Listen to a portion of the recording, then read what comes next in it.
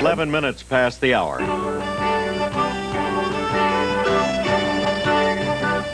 Once again, the football players postponed a vote on their contract. Let's go to Jim Kelly and find out why. Jim? Well, Diane, if you were a pro player, would you like to play 16 or 18 games? That's one of the issues, the length of the season and just who decides it. Another, should the current college draft system go on in its present form, and for how long? While they clear up some language and haggle over 4 or 5 points, the player reps will hold off their vote on whether or not to recommend to ratify. Regardless of that tally, though, the 1,500-plus membership must still vote, and even if they do turn it down, there's little support or chance of another walkout. They'll keep playing and keep talking, just like their counterparts in the NBA have. Speaking of the NBA, Lakers down by 3. Norm Nixon makes the first free throw. They trail by 2. If he makes the second, it's all over. A couple of seconds to go. So what does he do? Take a look here. He fakes the shot, in effect a balk.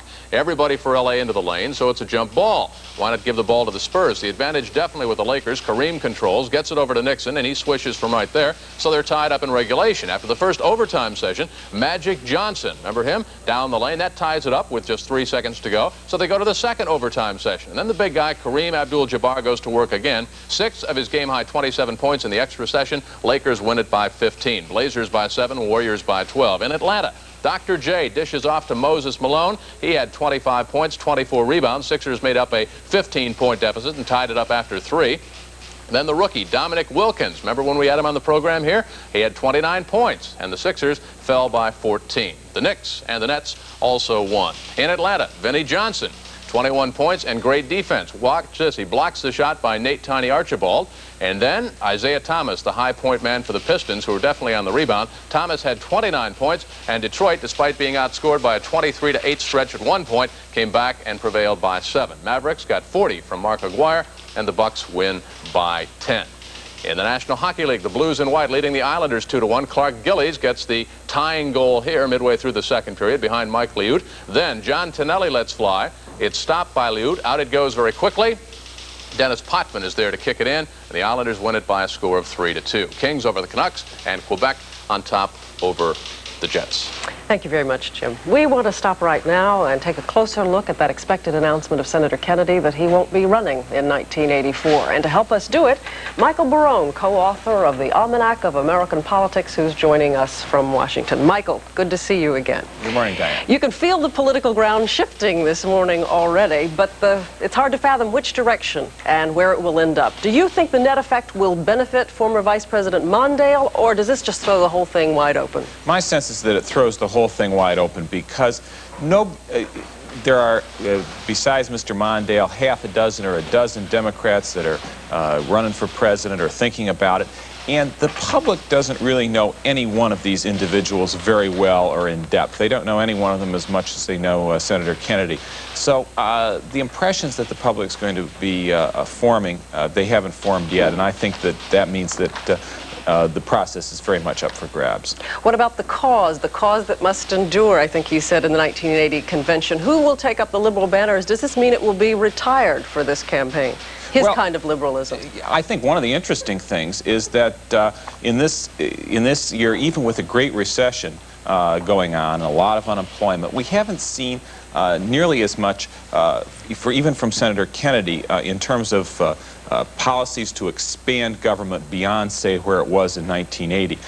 These were not, the Democratic Jobs Program that the Democrats are proposing right now is really rather modest next to what they were talking about in the 1980 convention. I sense that there isn't a demand for bigger government the way there used to be.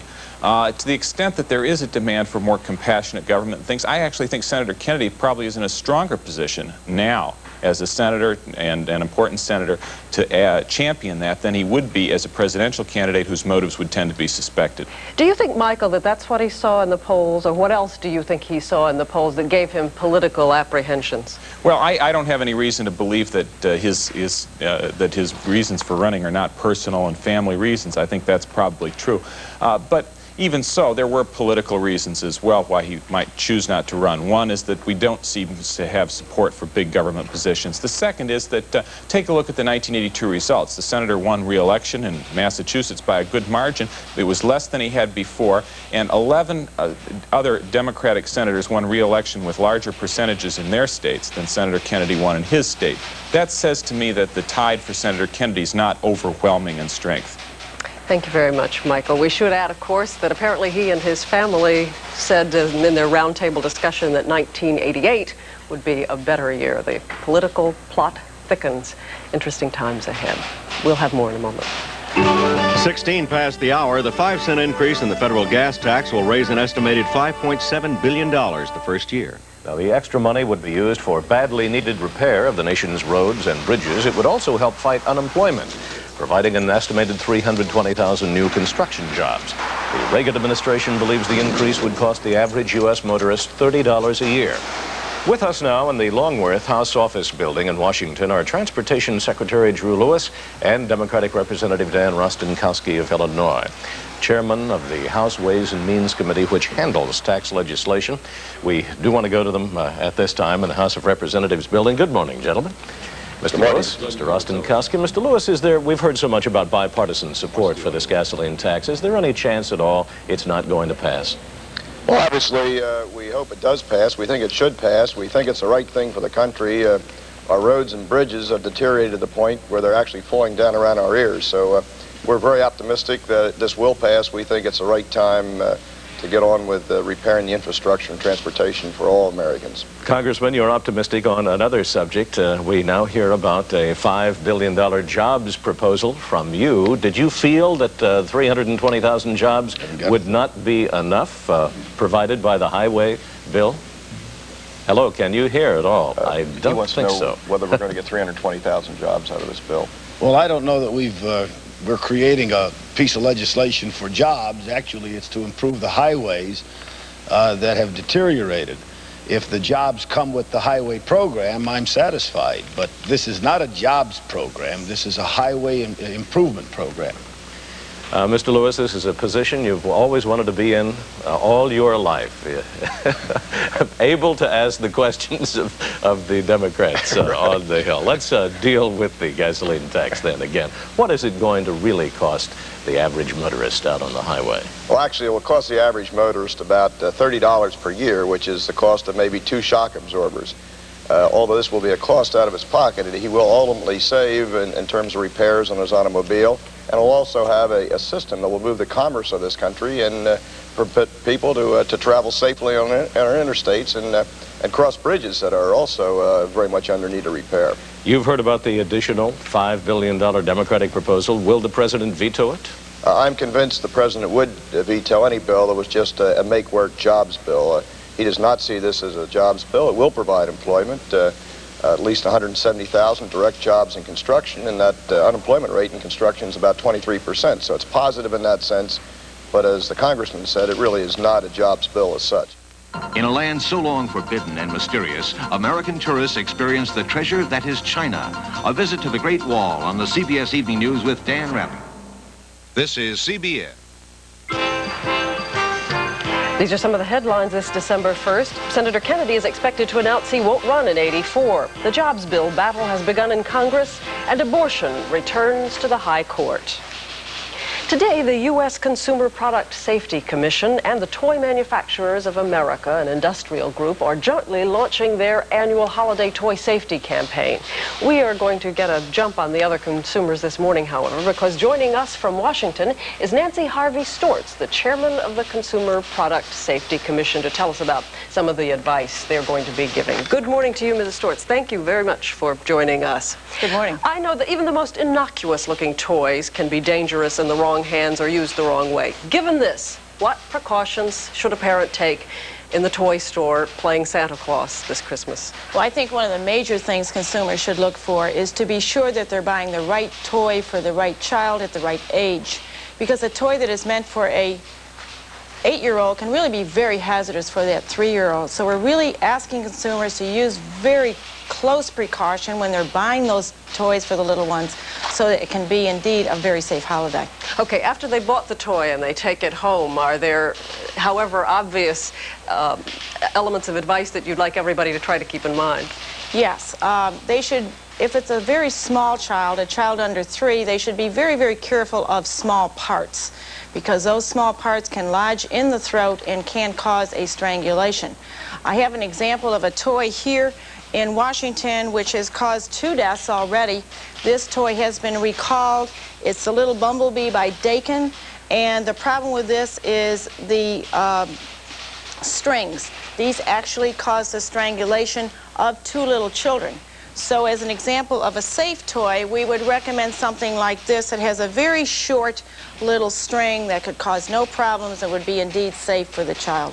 What about electrical toys? I've seen a lot of them, even though I'm usually a procrastinator at such things. This year, is there any age group for which they're safe? Electrical toys really should be used only by a child over 8 years of age. And this brings up another point, because as we know, in many families you have differing ages, and so we ask parents to be very cautious that they keep the right toys in the hands of the right children. So if there are little children, they should be very, very careful that those toys that are meant for the older children are not used by the little ones. And how about some other common toys, such as darts and arrows and cap guns, which were my favorite source of toddler terrorism? Right. That's another example, Diane, of darts. Any of the projectiles, again, should be used for an older child. And I would recommend, again, that consumers read those packages very, very closely. One of my very strongest recommendations to the toy manufacturers is that they age label all toys.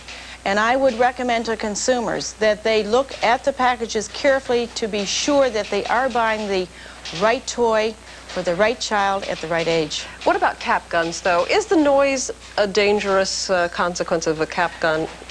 We're concerned about that. And the recommendation that I would make for the cap gun would be that it be used outside, it be used by an older child, and most particularly that it not be used close to the ear, because again, it can cause ear damage. We'll be right back to tell you about the next half hour in a few minutes. Tomorrow on the morning news, will the MX get through Congress? 5 minutes now before the hour. Warm and sunny back east, but look out west. An Arctic storm blowing 80-mile-an-hour winds into California, causing heavy snow in the Sierra, avalanches, mudslides, floods in the balmy south. We'll be back. Stick with us.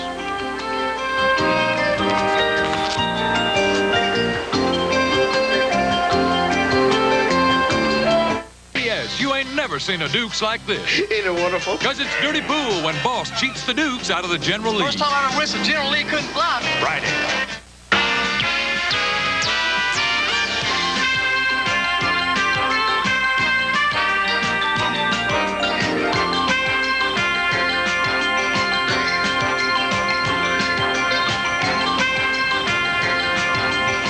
This was the look in California as a deadly storm touched off floods and mudslides and high winds and left snow in the Sierra with avalanches closing highways. Good morning again. Tough way to start December out west.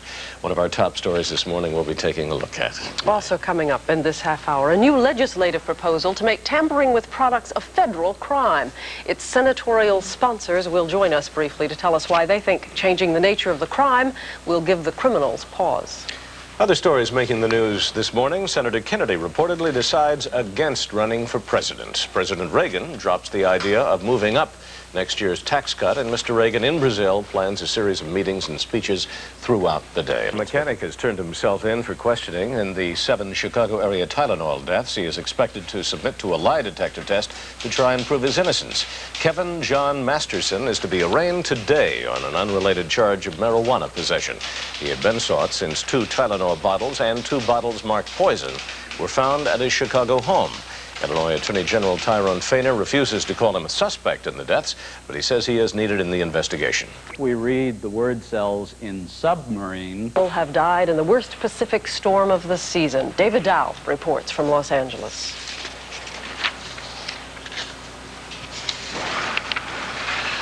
The storm and its gale winds downed trees and spread damage through dozens of neighborhoods in Southern California. And it produced the unpredictable, an explosive leak of toxic gas at a chemical plant in the city of Orange. More than 2,000 persons were evacuated from the area to a school gymnasium. The cause, a wind-inflicted power outage, which cut cooling to the chemicals and allowed them, in effect, to boil over. It was really bad. My eyes started burning. It was a horrible smell. There were no serious injuries here, but in Long Beach, a workman was killed when this 100-ton gantry was toppled by wind. Planes at a nearby airport were tossed about like toys. And along the coast, many residents worked into the night to prevent what happened to this house on exclusive Malibu Beach. A heavy surf wiped out its protective seawall.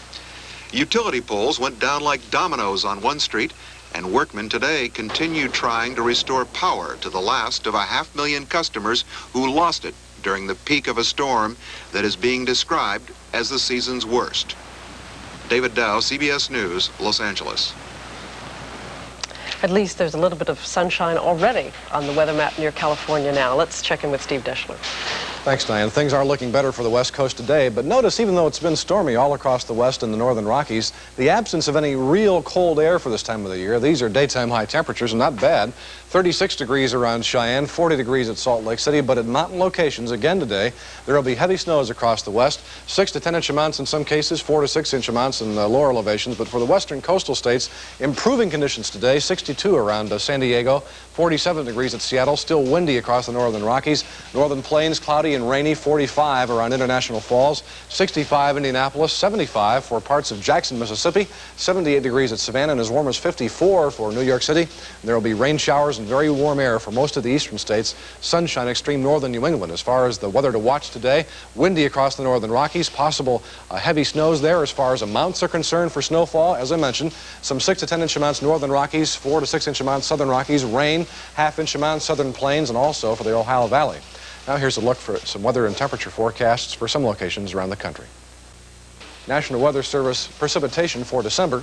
Heavier than usual for most of the Great Lakes, the Mid-Atlantic states, and parts of the upper Midwest. Otherwise, about usual precipitation for the month of December. It's now 12 minutes after the hour. Now you and the law. On January 22nd, 1973, in a case called Roe versus Wade, the United States Supreme Court, by a 7-2 vote, legalized abortions in the United States. Since then, the court has both expanded and modified that decision. It has said that states can't give husbands veto power over a wife's abortion decision. It has said that doctors and not legislatures or courts decide when a fetus has reached legal viability. It has held both the federal and state governments free of any legal obligations to pay for the abortions of the poor. And yesterday, the court heard arguments about other legal restrictions on abortions. Our CBS News law correspondent Fred Graham is standing by in Washington this morning to tell us what went on there. Good morning, Fred. Good morning, Bill. What did go on there? Well, we heard a rather unusual and some thought startling argument from the Reagan administration's top courtroom lawyer, Solicitor General Rex Lee. You know, we all learned in school about the famous case of Marbury versus Madison. Remember that, Bill? It was sure 1803. do. Everyone learns about it. And Can we ever forget it? And in that decision, the Supreme Court said the courts decide what is constitutional and what's not. And in effect, the Reagan administration asked the Supreme Court yesterday, in controversial matters of policy, mixed policy and law, such as abortion, to leave that pretty much up to the legislatures. And it would be rather startling. I wouldn't expect the court to accept that argument, but it's probably not real bad politics for the Reagan administration, which has been under fire in the right-wing press for not really doing enough on this abortion issue. I guess we expect judges to just expand and want more power and review everything. I'm always a little surprised when a judge throws it back into the legislature's lap, aren't you? Well, this court has tended to do that, but I think they're asking to go a little bit farther than that in this case, and I wouldn't expect them to do it. What are the chances the court might accept the Reagan administration's argument? I think it's very slim. It's just, it would be overturning, as I say, almost 200 years of precedent, and it's not in the nature of any institution, including courts, to give up power that it's had for so long. What about Sandra Day O'Connor's vote? Is it likely to be decisive now? Well, of course, no one knows what her position is, Bill, and the Supreme Court generally has been striking down restrictions that burden women's rights to abortion. It's not really considering overturning that decision. Potter Stewart, Justice Potter Stewart, who was replaced by Sandra O'Connor, was fairly conservative. So even if she proved to be a conservative on this issue, it probably wouldn't overturn, it wouldn't change the balance of the court. The issues that are now before the court are a 24-hour waiting period for an abortion, one in which doctors are required to recite a long litany of problems, alleged problems that abortions can bring, a requirement that there must be 2 doctors in abortions after the 12th week, and other limitations. I would expect that the Supreme Court would strike most of those, but not all of them, down. But it's interesting about Sandra O'Connor, you know, there is serious talk, you hear it around Washington all the time, that she might be a candidate, not a candidate, but she might be seriously considered for a vice presidential nomination on the Republican ticket if Ronald Reagan is not the presidential nominee, and that she might be appointed to be Chief Justice if vacancy should appear there. Now, that certainly won't affect her vote on these issues, but what she does on abortion could affect how her desirability, perhaps, for those openings if they should open up. Well, Fred Graham, thank you very much. Always nice to talk to you on issues of the law. The singing was not exceptional, but the singer was unforgettable. A dark-complected guy wearing a turban leading the Pharaohs. Many believed he was an Egyptian rock and roller. Well, he's no longer a rocker, and he never was Egyptian. Domingo Samudio is a Mexican-American born in Dallas, Texas. Baila, baila, baila, baila, corazón. Dance, dance, dance, my heart. Que tiene razón. You have reason. Dice que me quiere. Although Samudio is still writing songs, he is not performing. He walked away from pop music 4 years ago. My reward was a falling curtain and another lonely night, you know. That's a blues song. It came out of me, you know. I've got no one to turn to. I turned them all away. I got no one to run to. I drove them all away. That's what you do, because you think you're a star, you know. Get distorted. Man, and I got tired. If I never hit another rock and roll lick in my life, it doesn't matter, you know. It just, believe me, it doesn't matter if I never set foot on another stage again. The break with celebrity status was severe. The career of Sam the Sham drowned in the Gulf, while Sam Samudio worked in anonymity as a deckhand.